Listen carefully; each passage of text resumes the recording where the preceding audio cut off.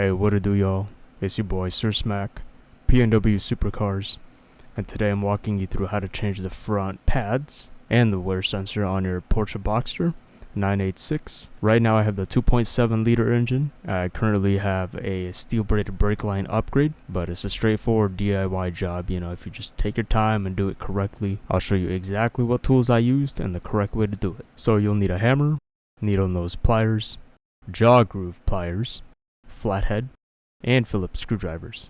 And then you'll also need your cotter pin, 2 cotter pins specifically, so just grab those, or you can use the current old cotter pin. Of course, you'll also need your brake lube. You can use any type of brake lube, ceramic brake lube in this case, you know what I'm saying, as long as it's a good quality trusted brake lube, you know. And so another tool is, this is completely optional, it's just recommended because your wheel hub tends to get corrosion, right? So you're just going to want to grab a wire brush, put it in your impact or drill, and just start removing the corrosion on the wheel hub itself, also on the center of your wheel. So grab your Porsche wheel, you know what I'm saying, and just start drilling, removing all the corrosion out of there. A very important note is before you actually take the old pads out, make sure you grab your groove pliers and just squeeze them, you know what I'm saying? That way you're actually pushing the pistons back. So you can use a C-clamp and just like push the piston inward. So leave the old pads in there, right? Once you remove the retaining hardware and the pad sensor out, you're going to grab the groove pliers and just squeeze them together. Squeeze them together until the pistons are in as flush as possible.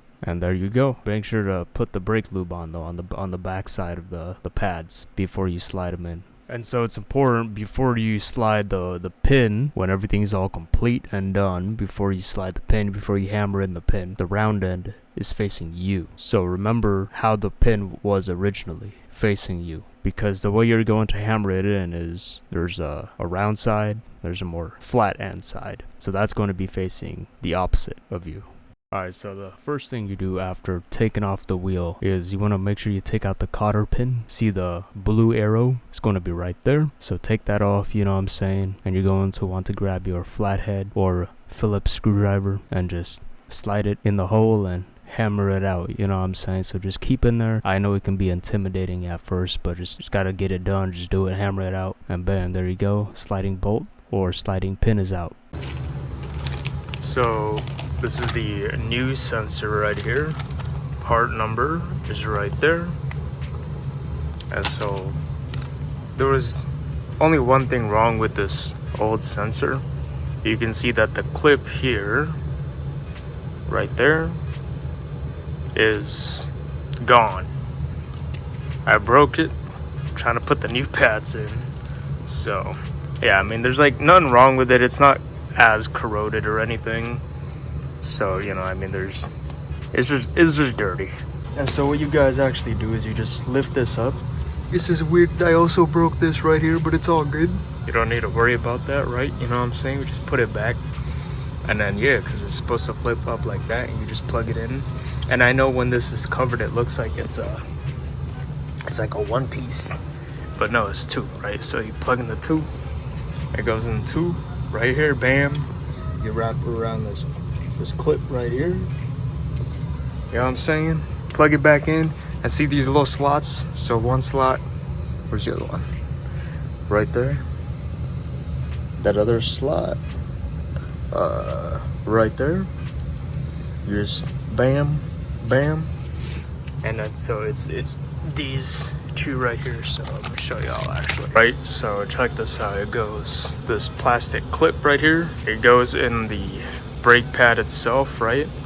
And then this plastic part will sit and rest on those slots right there. So yeah, we finally got the wear pad sensor wiring all hooked up and correct.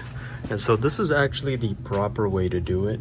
And this is the toe link right here, right? So you don't want to put it around, meaning around it, because if something happens to your suspension, your sway bar end link, or your stabilizer bar, you know, that could snap the wire, strip it, or rip it, and you could cause rubbing issues. So, but yeah, it is all set. So, and with this specific wear pad sensor wiring, you'll feel a click once it's properly in place. So it goes click. Same thing with that bottom part right there as well. Click. And then so you just just put it back right there. You do not need to take this off. You just, you know what I'm saying? Pull out the wiring and bam. Make sure it's snug in there tight, and we just close it like that. You'll hear that click again as well. So yeah, again, make sure it's snug in there. So we're gonna make that tighter. So we're just pulling it right now. You guys can actually pull this. You're gonna pull it forward, pull it back. See what kind of tightness, length you would like it. So, you know, just make sure it's in there snug.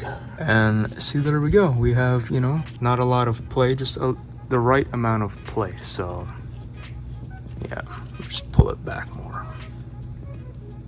Yeah, perfect, perfect. Because, you know, you guys, you want to think about it as like when you're angled, when the vehicle's angled, or when you're cambered. You know what I'm saying? So, yeah, good. That's how we do it. That is how we properly do it. Yep.